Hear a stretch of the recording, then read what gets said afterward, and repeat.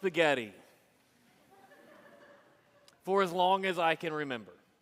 It has been one of my primary comfort foods. It was my favorite dish as a child. There's even a picture of me sitting in my high chair with a spaghetti-eating grin on my face, and also lots of spaghetti on my face. It was the first dish my mother taught me how to cook. It was the first meal I cooked for Amber when we started dating. And last weekend, my youngest child, Avery, requested it for one of their birthday meals. It's hard to imagine my life without spaghetti. And yet, it could have been. If folks had their way back at the turn of the 20th century, spaghetti would have been completely uprooted from my life. Because at that time, spaghetti was a symbol of everything many people believed was plaguing America at that time. And it became a common food-based ethnic slur hurled against the waves of Italian immigrants making their way to this nation. Over the course of that generation, Italians had quickly become one of the largest immigrant communities in the nation, with 4 million of them arriving over 40 years. And it sparked a terrible and violent backlash, and including legislation in 1924. Italians were feared, and many believed they were destroying the country. The reasons they gave were that they were stealing jobs that belonged to Americans. They brought disease and filth across the border. They refused to assimilate in the broader culture, preferring their enclaves, their little Italies. They practiced a different religion, Catholicism. They brought over radical politics. And they were bent on replacing the real Americans. They were frequently referred to as vermin, and that they were poisoning our culture with their spaghetti. Of course, now with Italian food so beloved, with Little Italies as hot tourist destinations in every big city in the nation, and pizza becoming America's most consumed food, all that horrible rhetoric now seems so very dated, so very silly, and very much absurd. Yet I can't help but hear a little bit of today's gospel text in it as well. A story of people believing themselves to be doing the right thing, who look at a field and believe all those foreign weeds don't belong and are ruining the purity of a field of good wheat, and thus need to be uprooted. And so fearful and anxious are these workers in the story that they're actually irrational. Did you notice first they blamed the master for sowing bad seed? Was your seed actually any good? And when that doesn't work out, they ask to uproot every last bad plant. The problem, though, is that the master knows that the wheat and the weeds look almost exactly the same throughout their entire lifespan.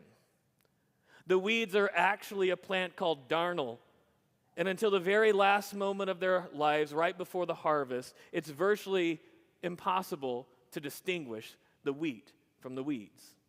It's only the very final fruit that separates them. And so the master refuses to allow the workers to touch either the wheat or the weeds, because he knows in their anger, the whole field will wind up being uprooted. The whole field will wind up being barren when harvest time comes. And maybe that's the real weed in the field that needs to be uprooted.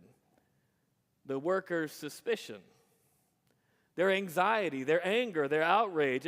And maybe that's why the master responds the way he does. Because once something looks like a weed and you get to destroy it, pretty soon anything that causes an issue becomes a weed that you get to uproot. And that sort of mentality is much harder to root out than even the most stubborn weed in a field. You see, even after pizza and spaghetti were on every middle-class table in America, that awful weed of anti-Italian, anti-immigrant rhetoric kept germinating throughout the decades, taking root in unlikely places, giving new life to the same hatred with a different name. Christian Piccolini's parents immigrated from Italy after those waves of immigrants in the 1960s. And the boy grew up isolated and bullied by his classmates for his Italian heritage and because of his last name, Piccolini. And because of that lingering anti-Italian rhetoric, Piccolini had trouble assimilating until one day in his teens, he was recruited by a white supremacist group that told him his heritage as a white European was something to take pride in. And so he did. The hatred he had endured had now given birth to fresh hatred in the world. But for Piccolini, he'd finally found a place to belong, where he wasn't alienated. And he soon became a violent, forceful, and outspoken leader of neo-Nazism in the late 80s and early 90s. He founded a punk band, which he named after the Holocaust, and even founded a music store in Chicago dedicated to that sort of music. If ever there were a person we might feel comfortable saying, this is a weed, let's uproot it before there's any more damage to the field, it would be Piccolini, right? I don't think any of us would mind seeing Piccolini uprooted before the wreckage of that evil ideology came to full flower. At least in this case, we surely have the wisdom to tell the wheat from the weeds. Yet Piccolini's hateful ideology and genuinely evil actions aren't his whole story. As a white supremacist record owner, Piccolini found himself targeted, not with boycotts or protests or even anger, but with compassion and even friendship. Folk from the neighborhood, Jewish, black, other minorities, patronized his store and got to know him. One day, a young black man who was a frequent visitor in his store, who he had come to know as a jovial, energetic, fun young man, came in profoundly saddened. The young man's mother had just been diagnosed with cancer, just as Piccolini's mother just had. And they met each other in the midst of their shared grief. They shared conversation as two humans. And it fundamentally reshaped Piccolini's life. It was those people who chose to treat me with compassion when I least deserved it, Piccolini said, that had the most powerful transformative effect on me. Meeting on a fundamental human level is still the most powerful thing that I've seen break hate. And it did for Piccolini. He abandoned the store and went to work for IBM installing computers at local schools. And wouldn't you know it, his first assignment was to install computers at his former high school, where he had terrorized and targeted black students, teachers, and staff, like the head of security at the school, John Holmes. And so he spent that day installing computers, dodging Mr. Holmes, embarrassed and ashamed. And finally, at the end of the day, he got the courage to walk up to Mr. Holmes, the man he had insulted and threatened throughout his time at school. Tapped him on the shoulder, and Mr. Holmes recognized him, and he kind of jumped back, afraid.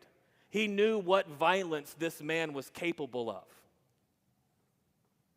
And all Piccolini could muster was a timid and nervous, "I'm sorry."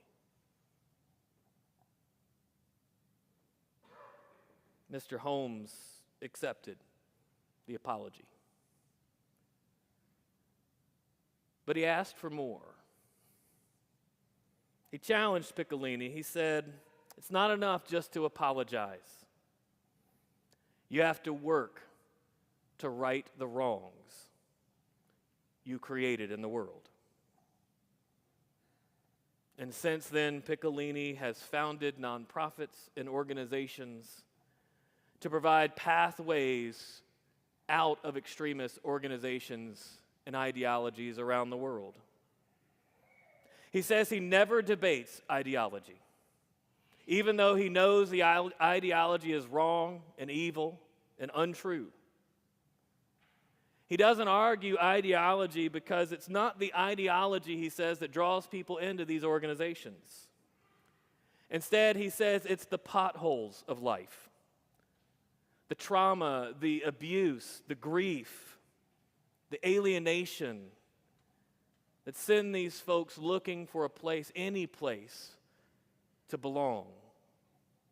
The ideology, Piccolini explains, is simply the final component that gives them permission to be angry. And I think that is the most uncomfortable thing about this story in the Gospels for me. Because I think, and maybe you're like me, that I know who the weeds in the world are. Who needs to be uprooted to make the world a better place for the wheat and for the harvest? So what do we do then? Especially if we're faced with evil like that in the world. Jesus' challenge in this parable, challenge to me and maybe to you, is that we might be wrong about our assumptions about who belongs. We might be wrong about where our focus ought to be.